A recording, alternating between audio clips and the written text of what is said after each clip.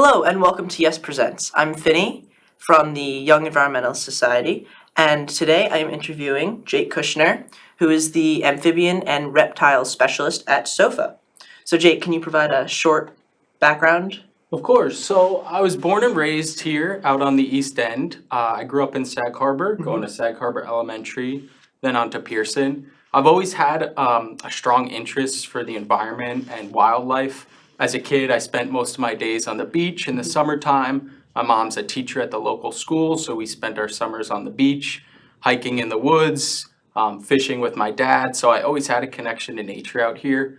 I decided to go away to college and I went to SUNY Cobleskill. There I got a degree in wildlife management, again fitting to what I always loved as a kid.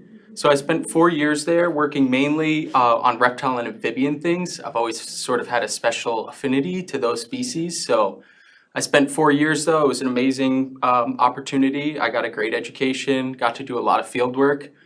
During my time there, I interned at SOFO, the South Fork Natural History Museum. I spent summers educating there, as well as assisting with the Marine camp. So once I graduated school in 2020, I reached out and was able to land a position at the museum. So I started off again as just more like an educator, taking people through tours in the museum. And now I do a lot of the reptile and amphibian work there, some surveys, field work. I also take care of some of the critters there. So it's been great. Oh, what's your favorite part of the job? I think my favorite part of the job is getting to interact with everyone. I have such a passion for wildlife that I love getting to share that passion. So seeing people come in and seeing animals they've never seen before, or when they learn something new, I think specifically taking people out for outdoor programs is really a special thing to me. We take people out for salamander walks. We just had one very recently where I took a group out into the woods at night to see salamanders during their breeding season. So getting to see people connect with nature and wildlife, I'd say is one of my favorite parts of the job. And then also just getting to be out in the field. Yeah. Part of my job, I just get to be out in wetlands, in the woods, so you can't complain too much there. Gets me outside and interacting with people, so two big positives for me. So those are your favorite parts of the job. What are your least favorites? I think my least favorite, being in the environmental field, we see firsthand the way the environment is changing. So that can be unfortunate. It's important to recognize how the environment is changing so we can do our best to protect what we do have. But we do see firsthand how things have changed over time, or things like environmental issues like pollution. So seeing that firsthand is my least favorite part, but again, it's really important so that we can do what we can to preserve what we do have. So I think that's the hardest part for me. And why are ponds important? So ponds are really critical for a couple reasons. One, fresh water source. Yeah. All animals, people need fresh water. So they provide water. They provide food. A lot of animals start their life cycle out in the ponds. Some of my favorites being our amphibians. A lot of them are born in ponds before they metamorphosize and move on to land. So it provides breeding habitat for animals.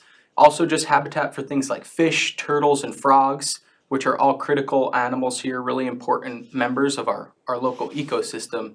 They also provide recreational opportunities for people, kayaking, swimming, bird watching. So it benefits both people and our local wildlife. So it's really critical we pay attention to what's going on in our ponds. Could you tell us what is living in the ponds out here? Of course. So we have several different groups of animals living in the ponds. You have your fish, of course. We have lots of freshwater fish like sunfish, different catfish species as well, some bass, pickerel, things along those lines. So those rely strictly on those ponds all year round. They're fish, they don't leave the pond. We also have reptiles and amphibians, things like turtles, painted turtles, snapping turtles. We have a couple snake species like ribbon snakes and water snakes who will move in and out of the water for food, but spend most of their time in the pond.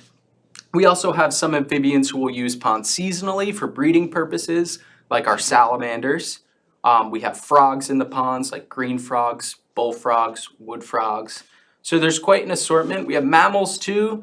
We have muskrats who will use ponds, who actually live inside the pond themselves, and then visitors like birds who might feed along the edges, stop by for a drink. So there's a lot of different animal species here that are living in our ponds or using our ponds. Is there anything threatening our ponds? Yes, so unfortunately, wildlife and the environment out here faces a lot of trouble from development. So as we develop, we're, building upon ground. So a big problem with that are fertilizers and pesticides. It's nice to have that green lawn or to get rid of those mosquitoes, bugs in our yard, right? We don't want ticks crawling around, there's disease concern. But unfortunately, everything that we spray into our yards or put in our yards, it ends up somewhere else. A lot of times it runs off into other bodies of water like ponds or streams that lead to these areas. So I think that's one of the really critical issues. Animals can't survive too much nutrients in the pond. It's called eutrophication, and they can't really survive. It's not good conditions for those animals. Another problem is just climate change. We have special pools here, a pond called vernal pools. They actually fill seasonally and dry up by the end of the year. But with different amounts of rain, the ponds are filling up at different times of the year or maybe not at all. And that can be a big problem for some of our animals that breed in those areas. So I think development, and the things that go along with that are some of the biggest threats to our ponds. There are some diseases, things as well for some of our reptiles and amphibians. That's always a cause for concern, but I'd say our major issue here is development and the factors that go along with it. Is there anything we can do individually to help protect the ponds? Yes, for sure. So one thing we can really do is pond cleanups, clean out the edges of ponds, litter, trash, help clean up any debris from ponds. A lot of our local ponds, unfortunately, are filled with debris, things that were dumped there. And then I think a really major thing we can do is watch how we're treating our lawns. Nowadays, there's more, some organic options. We can try to go the natural route. Natural lawns are beautiful. They're better for the environment, for wildlife, and it can help prevent runoff into our ponds. And then I think one of the most important things we can do is just educate. So if people aren't aware of the issues that these ponds are facing, they're not going to be so inclined to help. So we need people out there and educating, spreading awareness of the problem.